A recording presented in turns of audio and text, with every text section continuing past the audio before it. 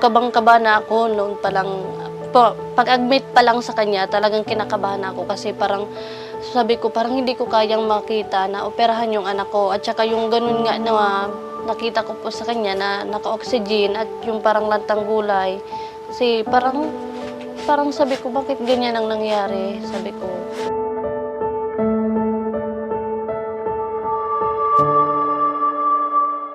Anak ko po kasi naglalaro doon sa kwarto namin. Tapos po, ako po may ginagawa sa sala, nagtutupi. Yung asawa ko may nagta-tricycle po siya.